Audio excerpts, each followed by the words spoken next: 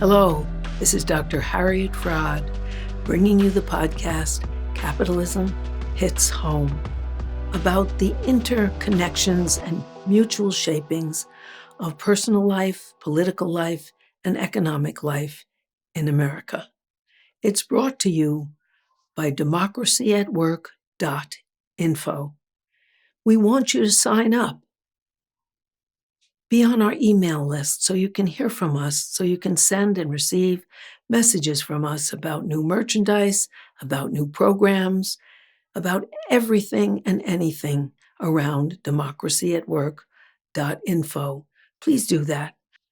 Today, I want to talk about the fall of the American empire. All empires rise and fall. None are eternal, and that's something of which our government seems to be in denial. Now, what do I mean? What are the signs of America's fall? We're not going to hear that from the media because the official response has been the response typical of people with great personal problems. One is denial, where you deny the obvious and destructive. You deny that it's even happening. Another is dissociation. You just go somewhere else and pretend it isn't happening.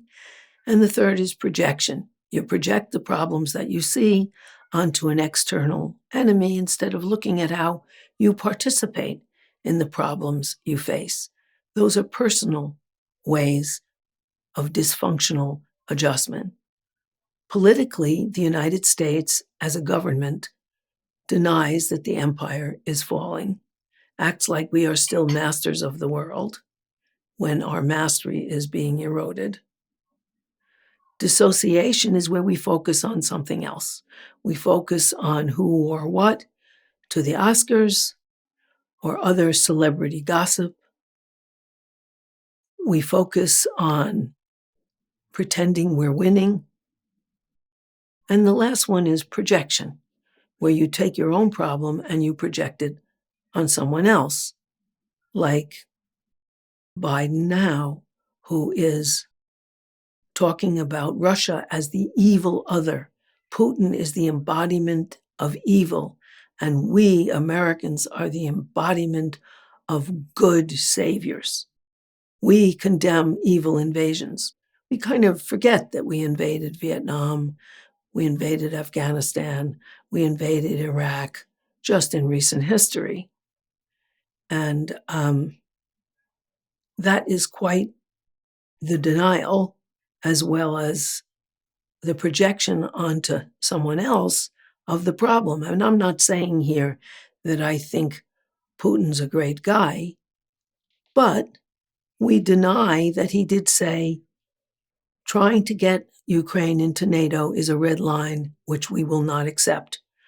Because since World War II, we have ringed what used to be the Soviet Union and is now Russia with hostile NATO bases. And they said, go into Ukraine, which has 1,200 miles of shared border with us, and you will be declaring war. So they were instrumental in starting that war.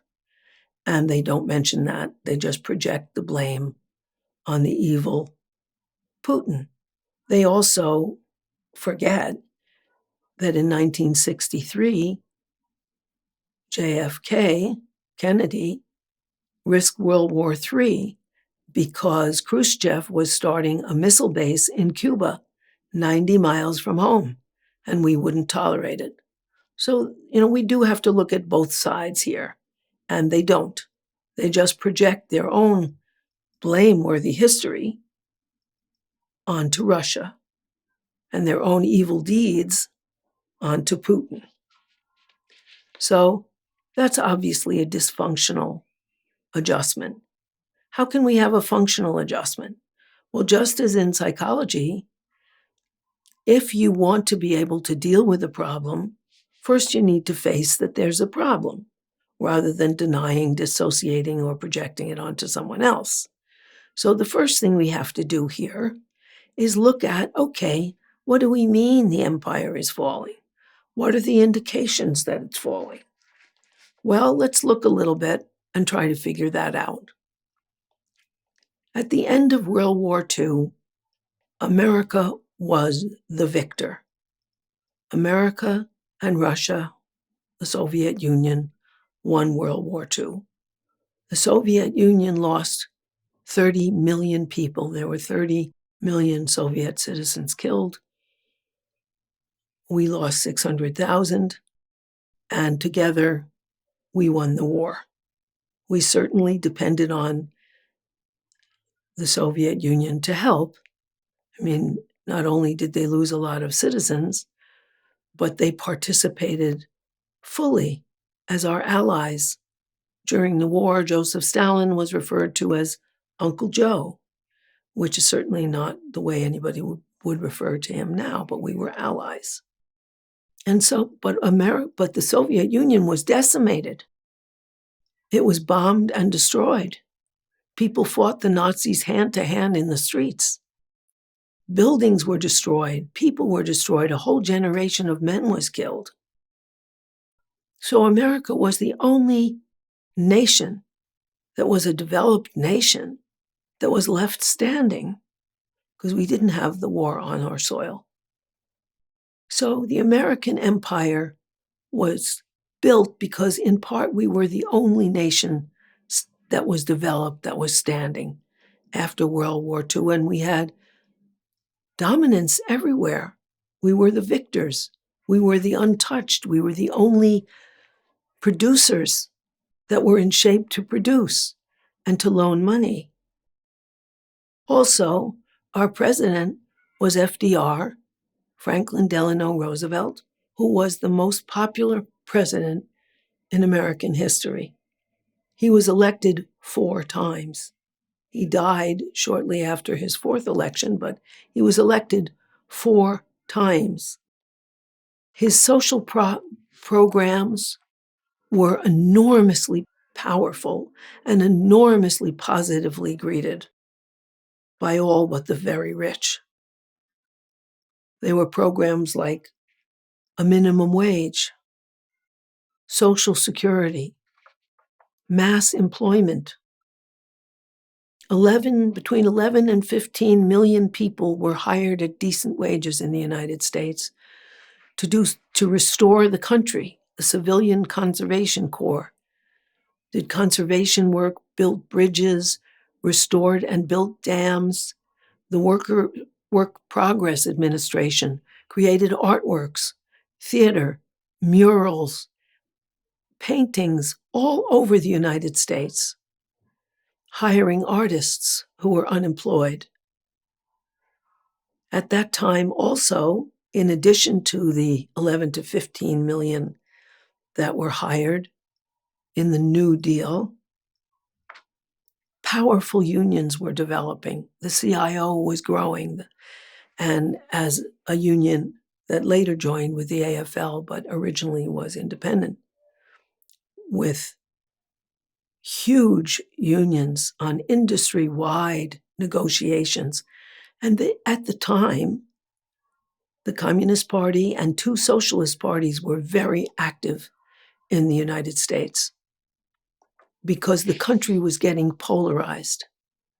Now, FDR passed these incredibly positive social programs like unemployment insurance, Social Security, and public employment, and also a minimum wage, which hadn't been done before. Well, it was the middle of a depression. How did he get the money? Well, he got the money from the rich. And why did the rich give money? Well, they didn't do it willingly. But the United States had an enormous communist and socialist movement. So FDR could go to them and say, you either give me the money, and the top incomes were taxed at 94%, which means that the very rich got only 6 cents out of the top money they earned, whereas the poor and everyone else in America got a break and got programs funded by that money. And they were only willing to do it because they were socially threatened. And FDR basically said, I'm saving capitalism, so you better invest in this. It's hard for us to imagine now that we see, at least I see in New York, beggars on the street all the time. It's hard to imagine that instead of begging, tens of thousands were marching in the streets of New York, demanding jobs and protection. That was a movement, a communist, socialist, left, and union movement. So, if you think about it, the rich were willing to give only because they feared a revolution. Now, of course, being rich people, they hired tax lawyers who figured out some cheats for them. But nonetheless, the law was 94% on incomes over what was then $25,000 a year, which is now worth about $400,000 a year. They didn't get to keep that money. Instead, FDR levied these popular programs and paid for them with that money. And I should just tell you as an aside, one of the things that is not on the agenda, conspicuously absent now as the debate and the debacle occurs in our Congress and Senate about raising money for the budget by extending the debt limit, taxing the rich isn't even a consideration. Undoing the tax cuts that Trump gave them, over $1.7 trillion worth, isn't discussed. Taking that back isn't discussed. Because there isn't a movement to force the discussion as there was then. It's important for us to remember because our history is presented as if it's great men make history, rather than political movements make history. FDR was elected with his primary slogan being a balanced budget. He was pushed by the emergence of a powerful left into what was the New Deal. Now, since FDR died, the rich have been trying to undo the New Deal. They've been working hard on that so that they could keep their money. And as an example of how well it's going for them, after the Great Depression, when they passed the Glass-Steagall banking laws to stop banks from risky lending so that they wouldn't get their money back and be able to pay their depositors, it took over 30 years for them to weaken that. After 2008, when the banks were again making risky loans and endangering our whole economy, the Dodd-Frank bill was passed. It's only taken them about 8 years to gut that. Dodd-Frank was passed in 2010. By 2018, it was eroded by lobbyists from, in part, Silicon Valley Bank, the bank that just folded and which our tax money is being used to bail out. Because even though Biden said, we are not bailing out the banks, we are just refunding depositors. Well, the depositors in the Silicon Valley Bank were mainly startups and very wealthy individuals who were starting startups and risky ventures. They didn't even keep to the amount that the Federal Deposit Insurance Company guarantees, so that if the bank folds, the government still gives you your money, $250,000. Their deposits were up to $684,000. However, we're paying them back because Biden's paying back all the depositors, even depositors with over $250,000. Instead of saying, look, we guaranteed for FDIC $250,000. We will generously extend that to people who didn't restrict it to $250,000, but that's all we're insuring. No, they insured the whole thing. So now, and they suspended those rules, so now banks can take in huge, risky deposits and know that if they fail, our tax money will bail them out. It only took 8 years, whereas before it took more than 30 to undo those regulations. But let's go back to how they got away with doing that. Well, the way they stopped that, the way the people who opposed the New Deal stopped that, was anti-communism. At the end of World War II, in the late 1940s, communism and socialism were household words and were very common. Every family, I read an article that had a stat that 1 in every 4 families had an active communist who talked about his, her, or their activities at family gatherings. That was an accepted reality, that socialists, communists were part of the conversation. That had to be stopped. In order to stop the left, which was responsible for the social benefits people got, by pushing for regular people, they had to throw out the left, which they did with anti-communism. Joseph McCarthy and the House Un-American Activities Committee deported, jailed, and had fired millions of American communists and socialists. Some of the fallout of persecuting Judy Garland was that she committed suicide under their pressure. Other people were just deported or jailed.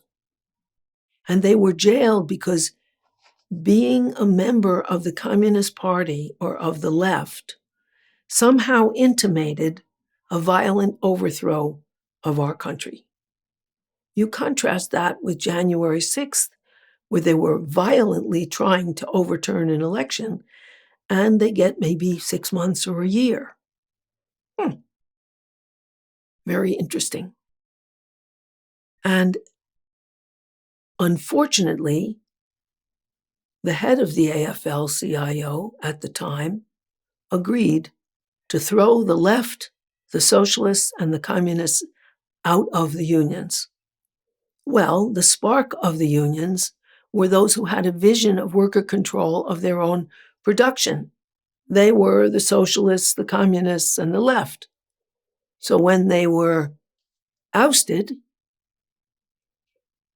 well, the union movement began to die. And so until the recent influx of organizing, instead of being at 35%, which it was right after the war, it was down to 9%. Big drop. And not particularly militant either. That's beginning to change. And I will talk about that as very hopeful a little later. How did they get away with decimating the union movement, which went from 35% unionized at the end of World War II to about between 7 and 9%? How did they do that? Well, anti-communism was the tool.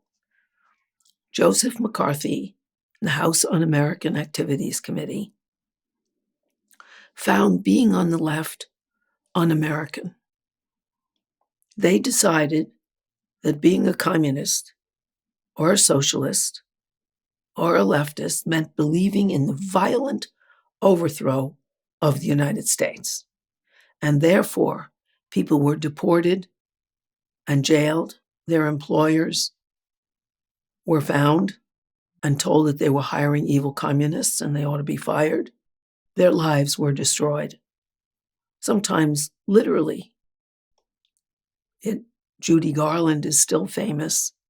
She was in the Communist Party and was hounded to the point where she killed herself. There was terrible persecution of leftists who were part of the American scene. In fact, their slogan was, "Communism is the new Americanism." And that is a far cry from the way the January 6th insurrectionists, who actually did want to violently overthrow the government of the time, which was Biden's, and the American electoral process. who are not treated severely at all compared to that. They're not being deported or with heavy jail sentences. They're not being persecuted. The way to destroy the left, which was responsible for the New Deal and for the defense of the New Deal, was through anti-communism. Anti-communism, anti-leftism, anti-socialism, making those treason rather than political choice. And so they really basically killed the communist and socialist movements in the United States. They were much less successful in their attempts to do that in Europe because it was communists who ran the resistance against Hitler, and therefore they were quite popular. What they did do was subtly tie Marshall Plan money, which allowed those countries in Europe to recover, they tied that to not allowing communists to teach at the university. The ironic after effect is in countries like Germany and France, people who are leftists or were leftists and taught at the university or wanted to instead went into the labor movement, which in France is such a powerful left labor union with communist and socialist trade unions that 4 million people have been on strike because Macron wants to raise the pension age from 62 to 64. And the electrical workers and gas workers and workers that operate the transportation system have said no and organized literally millions to oppose that. But by doing that, anti-communism was a great tool. They had used it to crush the socialist movement after World War I, and they deployed the same thing after World War II. There was another thing that was happening, which wasn't very good. There was a discussion to create a constant war machine in the United States. Because it wasn't only the social programs under FDR's leadership, but built by the socialists and communists and leftists of the United States, but it was also the huge interest and increase in war production. And they decided not to convert to a peace economy, but to always have an enemy that justified an enormous expense on defense. So that now we have $840 million, $840 billion on war, even though many Americans are down to 2 meals a day because they're hungry. And 1 in 5 children in America is hungry. And they do that through anti-communism and a war on terror, which is so vague that you can keep it going forever, and various wars and invasions, even though they fail, like Vietnam, Iraq, and Afghanistan.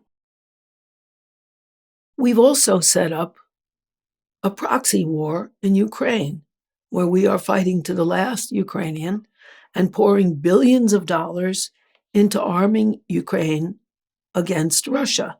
It's kind of a proxy war against Russia. So America set up the war in Ukraine and are keeping the war machine going with billions for Ukraine. Ukraine shares 1,200 to 1,400 miles of border with Russia, and they did make it clear that there would be a war. However, they hoped that Russia would fold with the sanctions we imposed.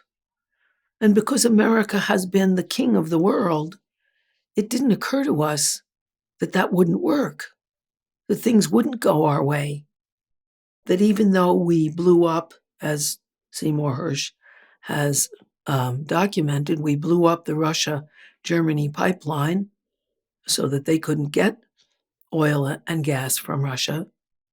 Other countries, like India and China, have imported all the Russian oil that used to go to Europe and then sent it out at a higher price. And the money that they used wasn't the dollar, it was the ruble or the Chinese renminbi or the Chinese yuan, weakening the dollar and strengthening Russia. That didn't work. The United States isn't the king of the world. People can regroup and fight back. The dollar is now so much weaker than what it was compared at the end of World War II, where it was the dominant currency, because the dominant country of the world has its currency used. Now, this is the beginning part of the podcast. In the next podcast, I'll continue to talk about how we can see that the American empire is failing. And in the following one, I'll talk about what we can do about it, what we can do to rebuild our country and accept the fact that empires rise and also fall, and that we can have a very good life without actually the latest figure is $857 billion for armaments, and for a more just and connected nation. So that'll be all for now, but I want to urge you at the end of this program to go to www.democracyatwork.info and join us. Join our email list. If you can afford it, support us. We really would appreciate it. We also very much appreciate your listening and your sharing with friends so we can get the word out, because this word doesn't come in the American media. Thank you so much for listening. Goodbye.